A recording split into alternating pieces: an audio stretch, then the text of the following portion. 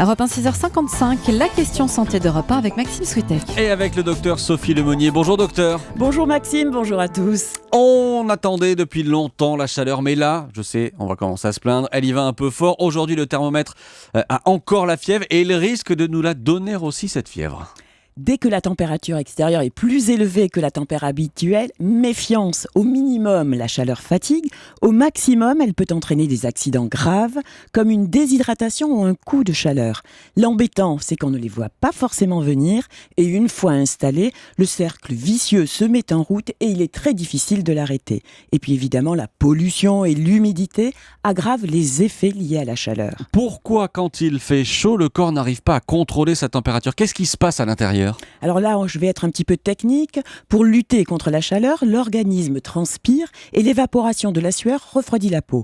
Le corps a donc besoin de grandes quantités de liquide, de boissons, pour justement se refroidir. Donc, si on ne boit pas assez, eh bien, on se déshydrate. Mais déshydratation et coups de chaleur surviennent surtout au terme de plusieurs jours de canicule, on est d'accord ? C'est vrai, mais les premiers jours sont aussi ceux de tous les dangers parce que l'organisme ne s'est pas encore adapté. Alors, les signes qui doivent alerter, c'est par exemple quand on ressent une bouffée de chaleur en buvant tout simplement un verre d'eau. Cela signifie que la déshydratation commence. Dans ce cas, la solution est simple, c'est toujours pareil, il faut augmenter ses boissons, même en l'absence de sensation de soif. Et pareil, si vous vous rendez compte que vous n'avez pas uriné, là c'est moins glamour, je dirais, depuis 5 heures environ, là, il faut vraiment boire aussi, surtout aussi si vos urines sont un peu foncées. Alors, quelle est l'étape d'après ? Quand est-ce qu'on se met vraiment en danger ?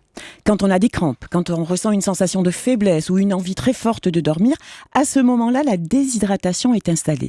Il faut arrêter toute activité et bien évidemment boire, là encore, et se mettre dans un lieu frais, mais avec la notion, et là j'insiste, que si les signes s'aggravent ou persistent plus d'une heure, il faut carrément appeler le médecin.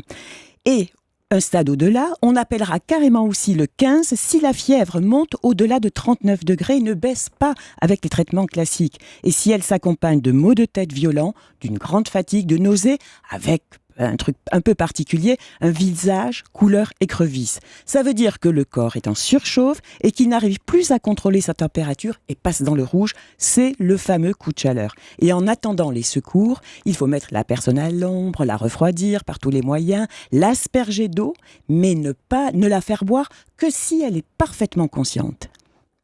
Et qui sont les personnes les plus à risque, les plus fragiles face aux grandes chaleurs ? Céline, ce sont les jeunes enfants et les sujets âgés. Avant 3 ans ou après 70 ans, les organismes perdent leur eau beaucoup plus vite, d'autant plus qu'ils ne ressentent pas la soif. Certains médicaments n'arrangent pas la situation, bien au contraire.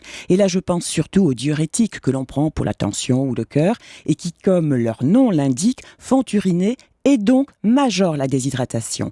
Il y a aussi les tranquillisants qui engendrent une douce somnolence, ce qui n'incite pas à boire. Donc, n'hésitez pas à demander conseil avant l'été à votre médecin, mais attention, n'arrêtez pas pour autant ces médicaments dès qu'il fait un peu chaud. Les conseils du docteur Lemonnier dans la question santé sur Europe 1. Merci docteur.